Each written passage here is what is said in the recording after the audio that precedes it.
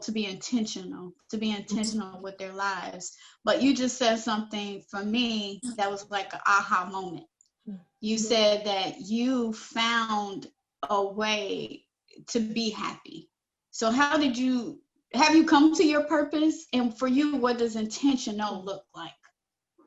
So definitely, I do believe I've always known my purpose, but through life, you go through these weird phases to where you just have to learn some hard lessons, because some of us are just hard-headed and like to learn the hard way for whatever reason. So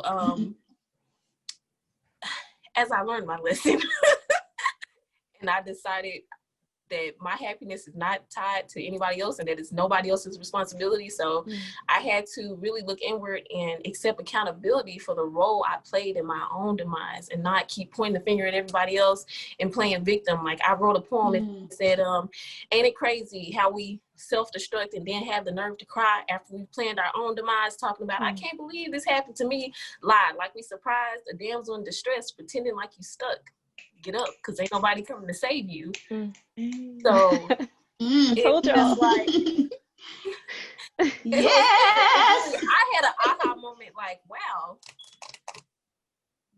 it's your responsibility. So I had to let go of things that I was just holding on to for dear life for whatever reason, which was a toxic relationship that really looked good externally, but on the inside it was missing a few pieces and it did not work.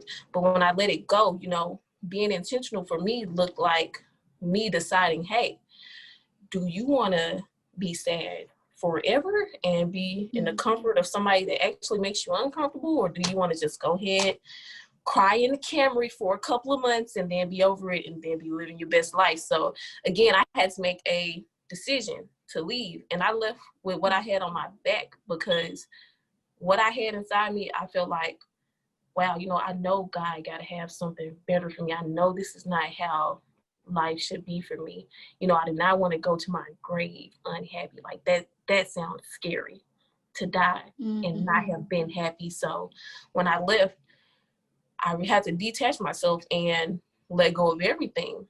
So again, I had to start from the bottom, but even starting from the bottom, I was still positive. So being intentional was like constantly feeding myself positive thoughts. So every morning I'm waking up like, Drika, oh, it's okay that, you don't got nowhere to live no more. You done had thousands of dollars taken from you. It's okay, because God's going to multiply all that in due time. So I had to keep convincing myself that, I had to keep telling myself that, I had to keep visualizing myself in a better and a happier space until I got there. I went to counseling every week. I cried. I wrote. I did what I had to do. I wrote down positive notes on my desk every day. Like, I am the one. I'm chosen. I know God put me here for a purpose. I'm the one, the two, and the three. I am number one. Two is not a winner. Three, nobody remembers. Like, I'm destined for abundance, greatness, and happiness. I'm deserving. I'm worthy. Because what we feed our ears and our eyes is so important. So I was listening to motivational speeches every day, getting myself hyped, like, oh, okay, you broke today, but that's okay. Sis, you about to run into a bag. And, I just kept doing it until I believed it, because there's power in, again, what you speak and what you think, what you visualize, and what you do. So I had a counselor tell me one time, she said, you have to make a decision on your life. And once you make that decision, you have to make choices that line up with that decision. So I made a decision on my life that I was going to be happy, that I was not going to continue to participate in a toxic relationship.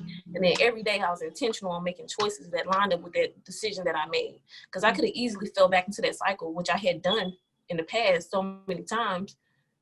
But I was like, no, something got to be different, because, my siblings are looking up to me, and I don't ever want to just be a bad example or make them think that it's okay to live unhappy for the sake of looking happy.